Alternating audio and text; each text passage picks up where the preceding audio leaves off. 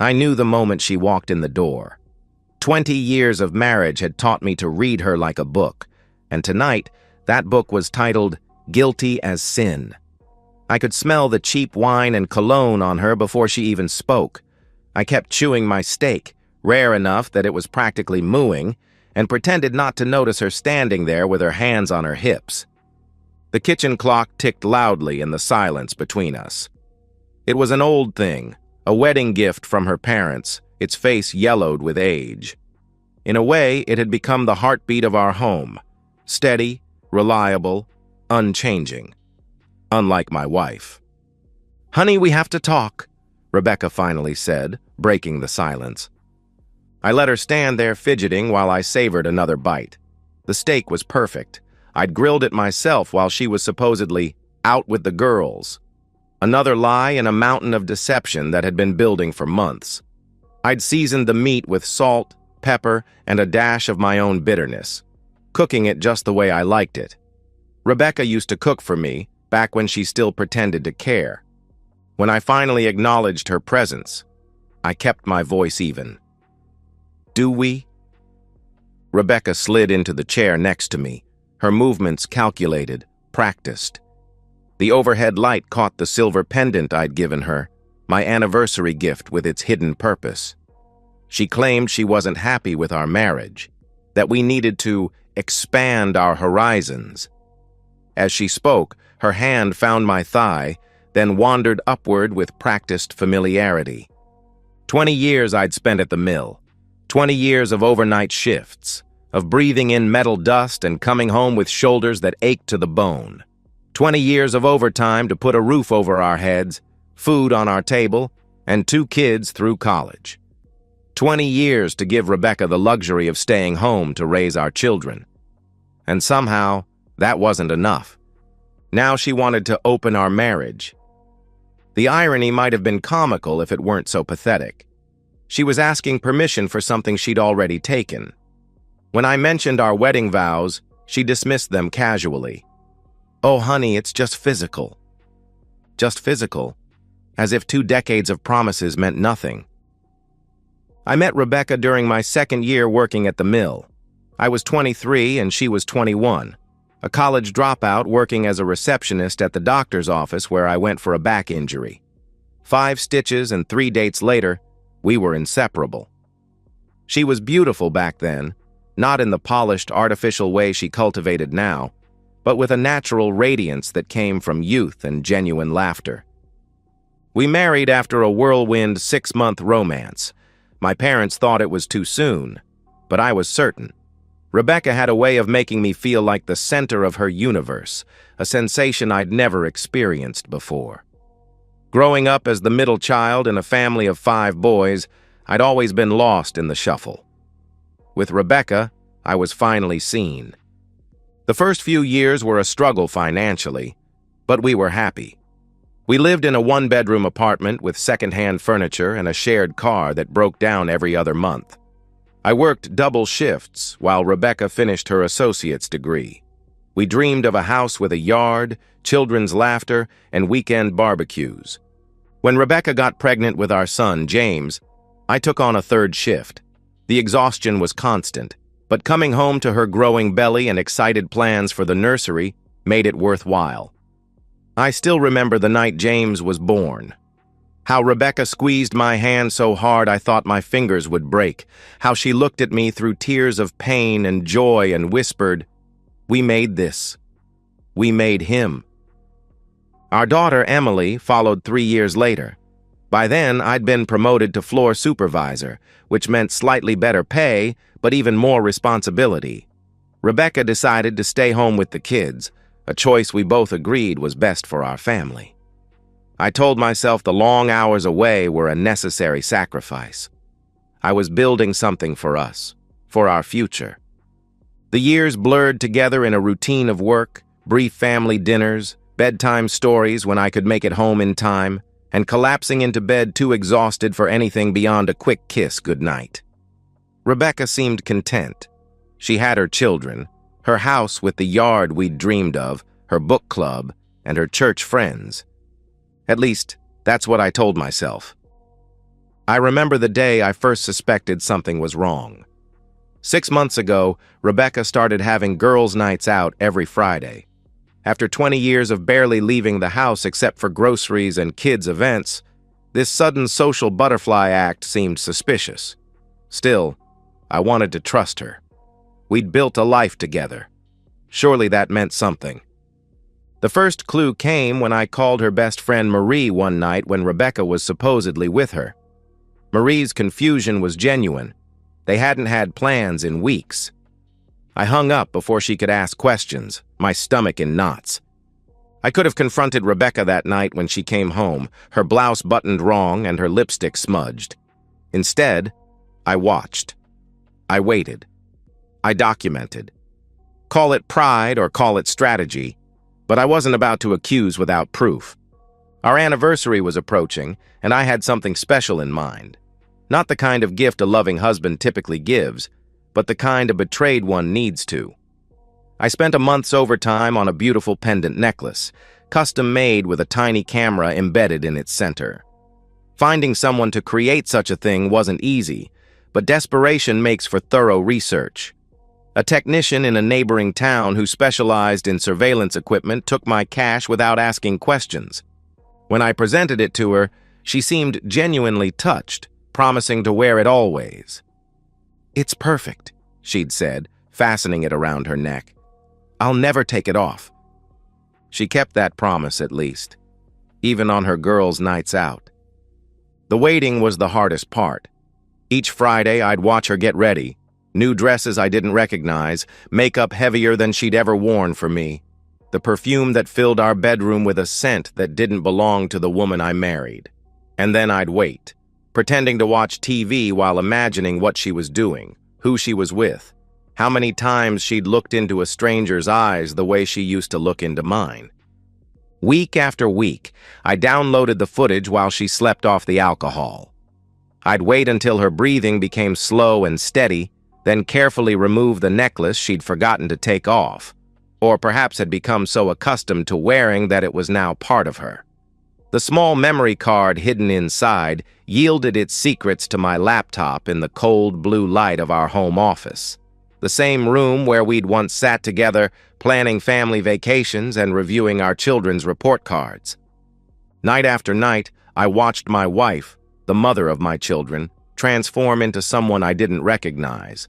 The videos showed her laughing too loud at bad jokes from men half my age, disappearing into bathroom stalls, car back seats, and cheap motel rooms. I watched her shrug off her wedding ring and tuck it into her purse before walking into bars where no one knew she was Mrs. Daniel Morgan, mother of 2, Sunday school teacher, and my wife of 20 years. The first night I watched the footage, I vomited until there was nothing left but bile. I contemplated smashing my laptop, burning our house down, and disappearing into the night without a word.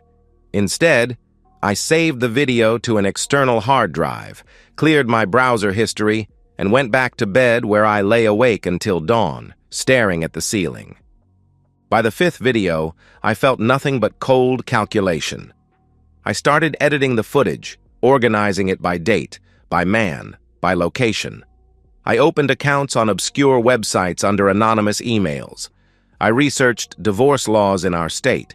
I spoke to a lawyer without telling Rebecca, paid him in cash to keep our consultation off the books. By the 10th video, I had a plan. I would not be made a fool. I would not beg for explanations or forgiveness. I would not rage, scream, or break things in our home that I had worked so hard to build. I would simply wait for her to reveal herself, and then I would reveal what I knew. Meanwhile, I maintained our routine. I went to work, came home, and asked about her day, as if I didn't already know its darkest details. I kissed her goodnight and pretended not to notice when she turned away from me in bed. I called our children regularly, listened to their college adventures, and never once hinted that their mother was dismantling the foundation of their childhood home. I became an actor in the play of my own life, waiting for the final act. "You really think you can betray me like this?" I asked her now, pointing my steak knife between her eyes. Her hand froze mid-caress. The fear in her eyes told me she sensed something had changed, but she had no idea how much. In that moment, I saw her not as my wife of 20 years, but as a stranger who had invaded my home, taken my name, and betrayed every promise we'd ever made. I told her everything, about the necklace, about the videos, about how I'd edited the best parts and uploaded them to a private folder on a website. The color drained from her face with each word, her expression shifting from disbelief to horror to a strange, resignated calm. "You recorded me?" she whispered, her hand moving to the pendant. "All this time?" "Not all this time," I said, careful to keep my voice level. "Just since our anniversary. Just long enough to know that every Friday night for the past 6 months, you've been with other men while I worked overtime to pay for the life you claim to want." "It wasn't like that," she started, but I cut her off. "No? What was it like, Rebecca? Enlighten me. Tell me how being with strangers in bathroom stalls is somehow different than what I think it is." Tears began to fall down her cheeks, mascara creating dark rivers on her still beautiful face. I felt nothing. Not satisfaction, not anger, not even disappointment anymore. Just emptiness. When I tossed the divorce papers across the table, she dissolved completely. The terms weren't fair. She would get bare minimum alimony, no claim to my pension, and a fraction of our assets. But the alternative was worse. Everyone we knew, our children, our friends, her parents, her church group, would receive links to her videos. "You wouldn't," she whispered. But we both knew I would. "Why?" she asked after a long silence. "Why did you wait so long if you knew? Why not confront me the first time?" I considered the question. Why had I waited? Was it to gather evidence, to ensure my revenge would be complete? Or was there a part of me that kept hoping I was wrong, that there would be some innocent explanation, that my wife of 20 years hadn't thrown away everything we'd built for meaningless encounters with strangers? "I needed to be sure," I said finally, "and I needed you to show me who you really are." She looked at me with something like pity. "You don't know me at all." "I know enough." And I did. I knew the curve of her spine, the sound of her laughter, the way she tucked her hair behind her ear when she was nervous. I knew how she looked when she held our newborn children, how she cried at sappy movies, how she always burned toast no matter how carefully she watched it. I knew the woman she had been and the stranger she had become. I knew everything except why. But in the end, did the why even matter? The divorce proceedings were mercifully brief. Rebecca signed everything without contest, avoiding eye contact with both me and her lawyer. Her pride was gone, replaced by a survival instinct that told her to cut her losses and run. James and Emily came home for what I told them was a family emergency. Sitting them down in our living room, the same room where we'd opened Christmas presents, celebrated birthdays, and built pillow forts when they were small, was the hardest thing I'd ever done. "Your mother and I are getting divorced," I said simply. "It's already in process." Their shock was expected. Their questions were harder to navigate. Why? What happened? Can't you work it out? Did you try counseling? I had decided beforehand not to tell them about their mother's infidelity. Not out of any desire to protect Rebecca, but to protect them. They deserved to keep their childhood memories intact, to remember their mother as the woman who bandaged scraped knees and baked birthday cakes, not as the woman in those videos. "Sometimes people grow apart," I told them. "Sometimes what you want at 23 isn't what you want at 50. Emily, always the more perceptive of our children, studied my face. "There's more to it, isn't there?" I met her gaze steadily. "There always is." Rebecca moved out the next day, taking only her clothes and personal items. She didn't fight for the photo albums, the furniture, or even her grandmother's china. She simply packed what she could fit in her car and left while I was at work, leaving her key on the kitchen counter next to a note that said only, "I'm sorry." 2 words for 20 years. It seemed inadequate. I heard through mutual friends that she's waitressing now at the same bar where she used to meet her companions. Sometimes I drive by just to see her through the window, carrying trays to the same men who used to carry her to their cars. There's a certain poetry to it. Our divorce was finalized exactly 7 months after I gave her the necklace. I received the paperwork in the mail, signed by a judge who knew nothing about us beyond the legal jargon that dissolved 2 decades of promises. I put the papers in a drawer and went for a long walk, trying to feel something, closure, relief, triumph, but found only a hollow space where my marriage used to be. That night, I deleted all the videos, not out of forgiveness, but because I no longer needed them. The threat had served its purpose, and keeping them felt like allowing Rebecca to continue taking up space in my life. I kept only the external hard drive, locked in a safe deposit box at the bank, insurance against any future attempts to contest the divorce. As for me, I sold our house. Too many memories in those walls, and moved to a smaller place closer to the lake. I retired early from the mill, my settlement and savings enough to live modestly but comfortably. For the first time in decades, I sleep through the night without waking up to check the clock for my next shift. The first few months of freedom felt strange. No one to cook for, no one to ask about my day, no one whose breathing I could listen to in the darkness. I filled my time with projects I'd always been too busy for, refinishing furniture, fishing, reading books that had gathered dust on my shelves. I called James and Emily more often, making sure they knew the divorce hadn't changed my love for them. I reconnected with old friends who'd fallen by the wayside during my marriage. Mike from high school invited me fishing. Tony from the mill asked me to join his bowling league. Slowly, I rebuilt a life that was mine alone, no longer defined by being a husband or provider. 6 months after the divorce was finalized, I met Caroline at a community college cooking class I'd joined to fill my newfound free time. She was the instructor, patient, kind, and 15 years my junior, though the age gap barely registered past our shared interests and easy conversation. Caroline didn't flirt or make obvious advances. Instead, she simply noticed me, my questions, my attempts at chopping onions without crying, my pride when I finally mastered a béarnaise sauce. After class, we'd sometimes talk about food, then books, then life. She'd been married once, too, briefly in her 20s to a man who decided marriage wasn't for him 3 years in. No children, no drama, just a lesson learned.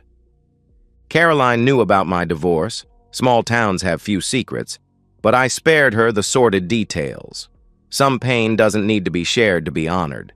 Instead, we built something new from scratch, like the recipes she taught me to perfect. Our first date wasn't planned as such.